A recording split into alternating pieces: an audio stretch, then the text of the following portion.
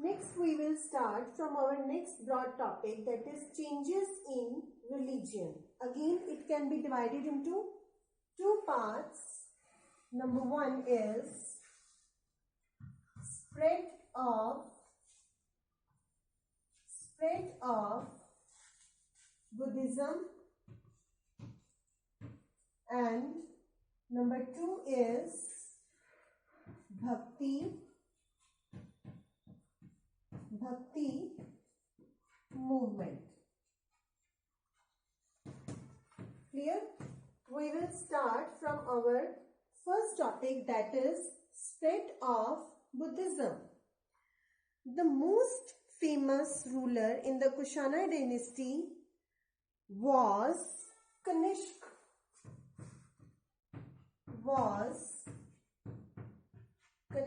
He was the most powerful ruler in the Kushana dynasty. He organized a Buddhist council where scholars met and discussed important matters. One poet in Kanishka court who lived in Kanishka court, and his name was Ashwaghosh. His name was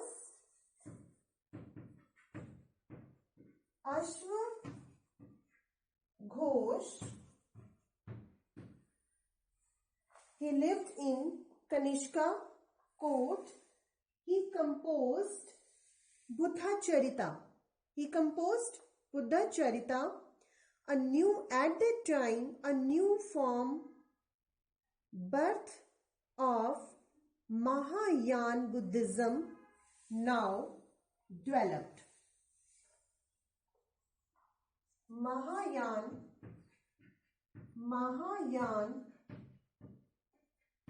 Buddhism now developed. They had two distinct features.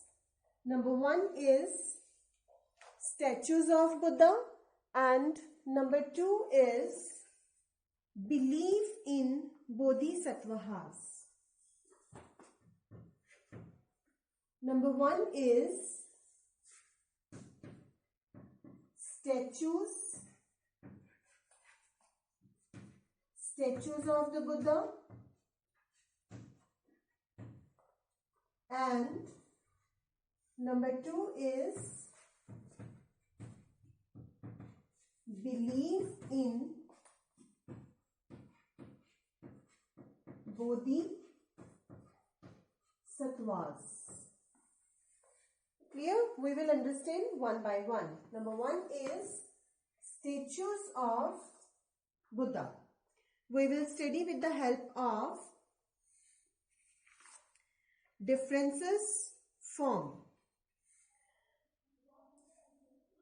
We can divide again into two types: earlier form and Mahayana Buddhism.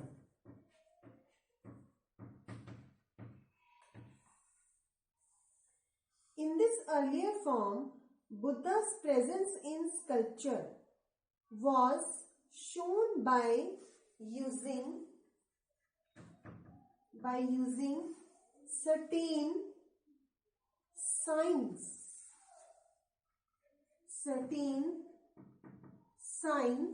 or symbols, but not in statues form.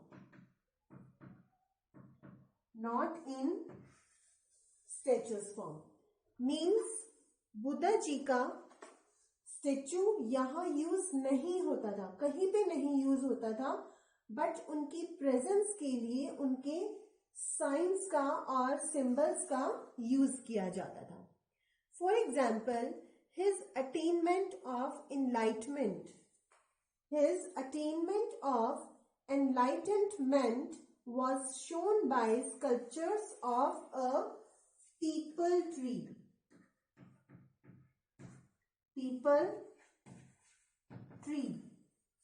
On the other side, in this Mahayana Buddhism, statues of the Buddhas were made. Statues of the Buddha were made. Many of these were made in Mathura, while others were made in Takshila. Clear? Next, belief in Bodhisattvas. Again, we can divide into two parts, earlier form and Mahayana Buddhism.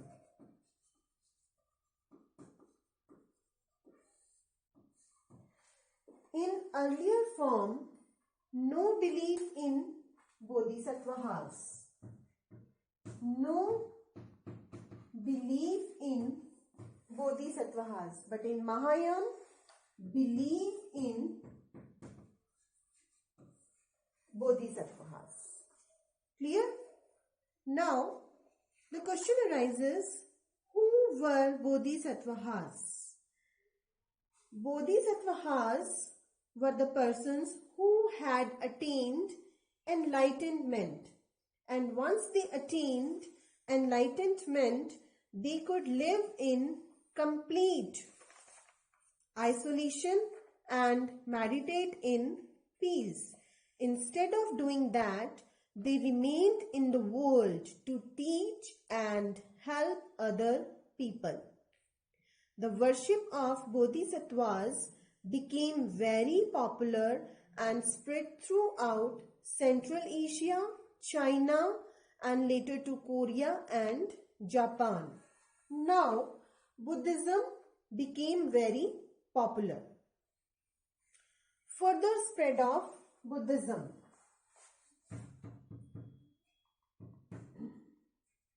Further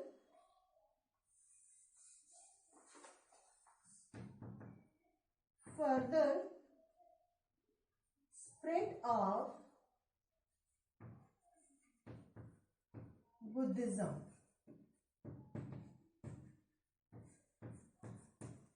Very important topic here.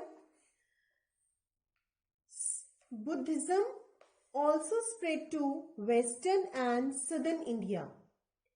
Dozens of caves were hollowed out of hills for monks to live in. Some of these were hollowed on the orders of kings and queens, merchants and farmers, and these were located near passes through the Western Ghats. One more important thing here, roads. Roads connecting prosperous ports on the coast with cities in the Deccan ran through these passes. Now, Buddhism spread to Sri Lanka, Myanmar, Thailand. Sri Lanka, Myanmar,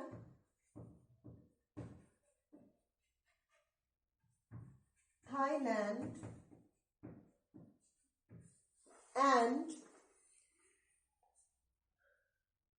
and Asia, including Indonesia, and the older form of Buddhism known as Theravada Buddhism.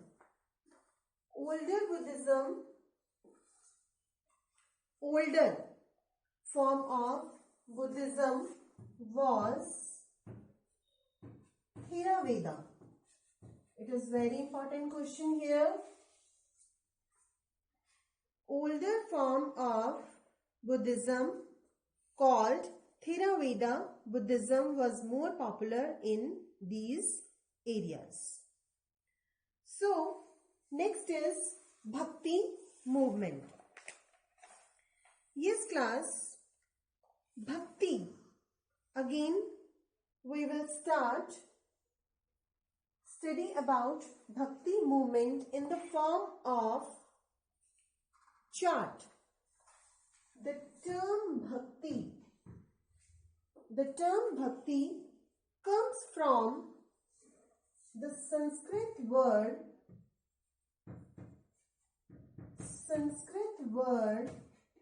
bhaj.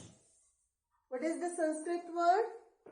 Yes, children, what is the Sanskrit word bhaj?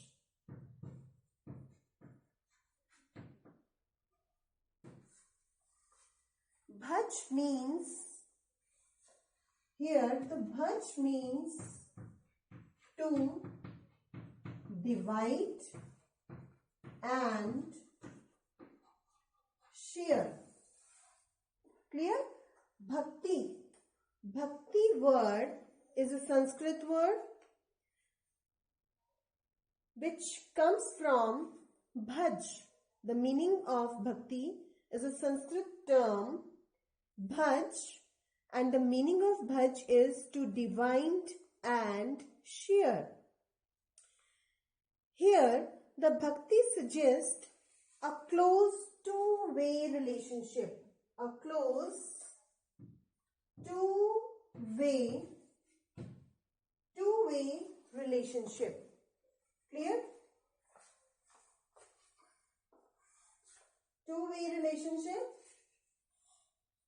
Here we describe as God, devotee. Two-way relationships. ठीक है?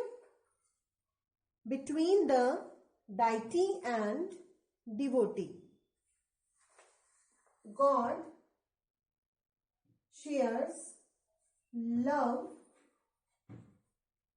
and care.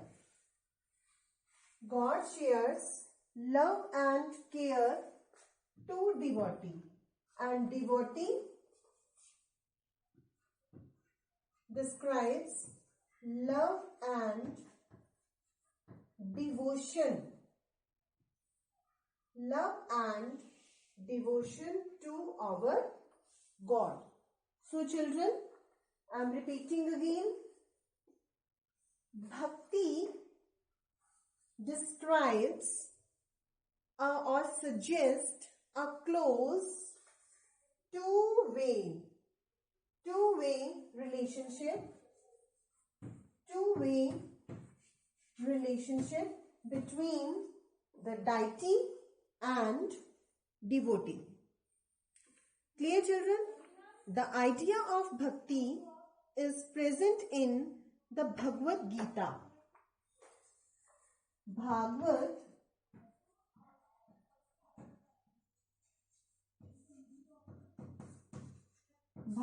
Gita, it is a sacred book of the Hindus, which is a part of Mahabharata.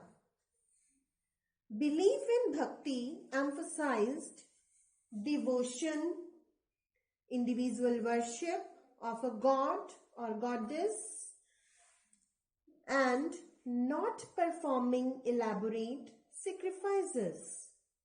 According to this system of belief, if a devotee worships the chosen deity with a pure heart, the deity will appear in the form of in which he or she may desire. The deity could be a human being, lion, tree, or any other form. Clear, children? The deities were very special. Why the deities were very special? Because artists made beautiful images of the deities. Artists made beautiful images of the deities.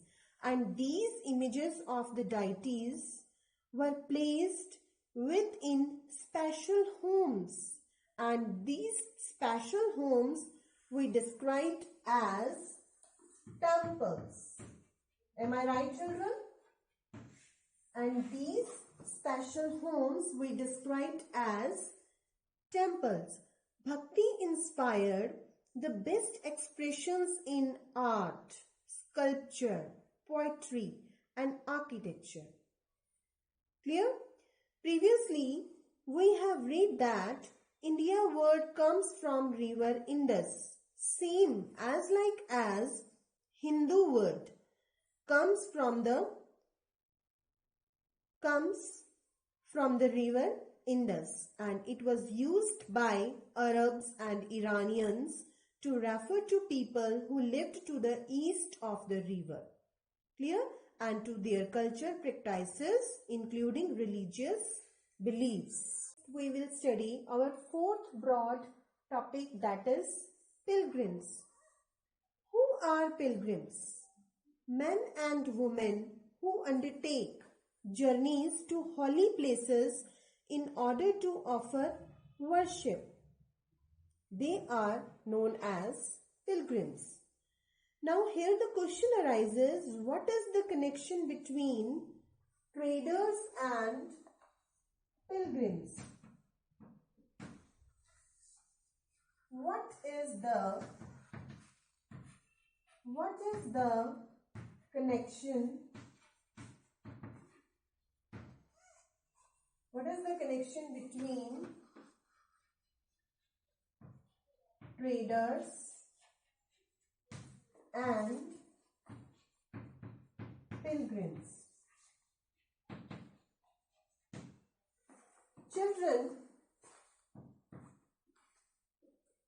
Children as traders traveled to distant land in caravans and ships. Pilgrims often traveled with them because at that time transportation services was not good. Clear? And the best known Chinese Buddhist pilgrims were Faxian, Xuanzang and Iking. We will study with the help of timeline chart. Faxian, Xuanzang and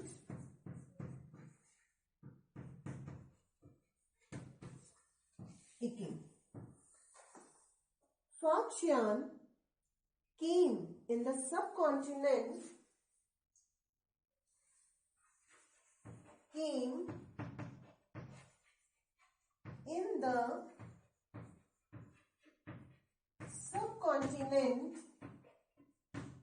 around 1600 years ago. Around 1600 years ago. And Xuanzang came in the subcontinent,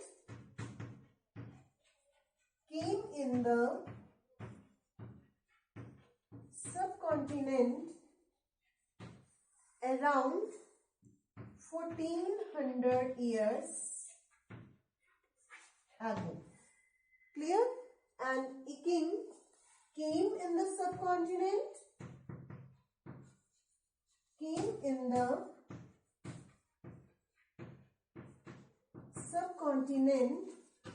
around 1350 years ago. 1600 years ago, Xuanzang 1400 years ago, and Iking came in the subcontinent around 1350 years ago.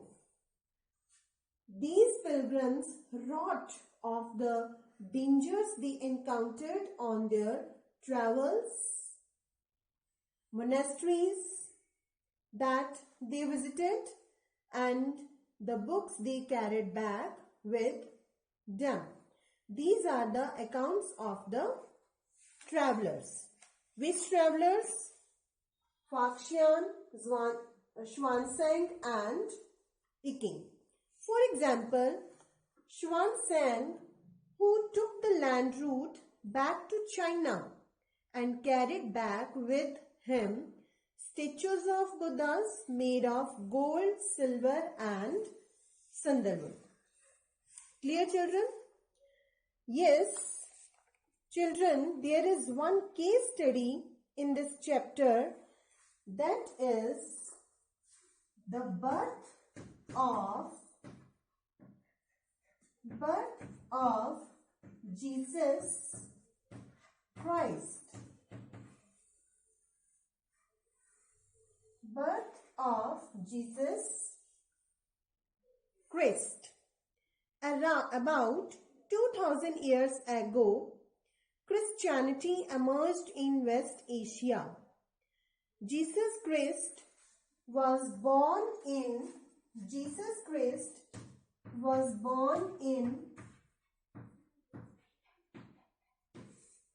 Bethlehem. Jesus Christ was born in Bethlehem, which was the part of the Roman Empire. The main teachings of the Jesus Christ are Jesus as the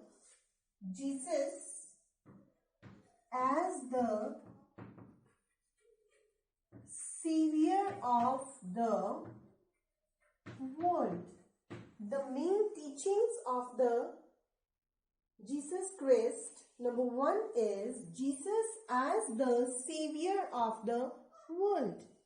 Second, people to treat others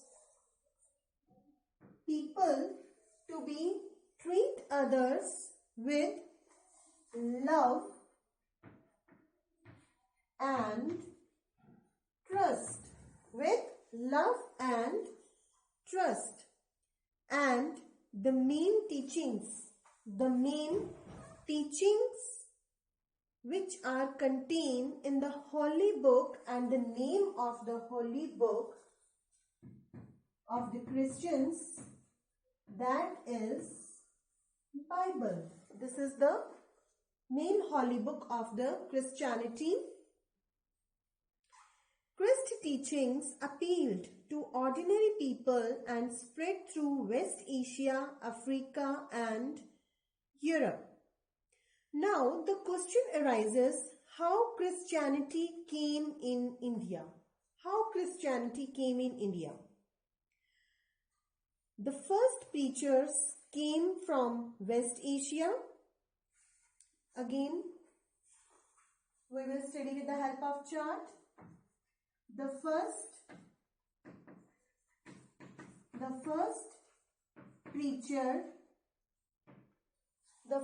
preacher came India from West Asia,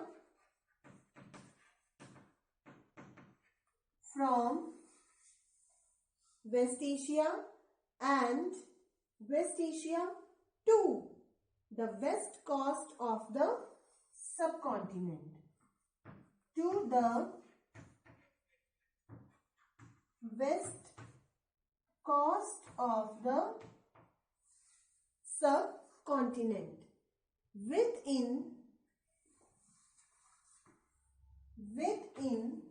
100 years of the Christ death. Within 100 years of the Christ death. Clear? The first preachers came India from West Asia to the west coast of the subcontinent within 100 years of the Jesus death. And the Christians of Kerala are known as Syrian Christians.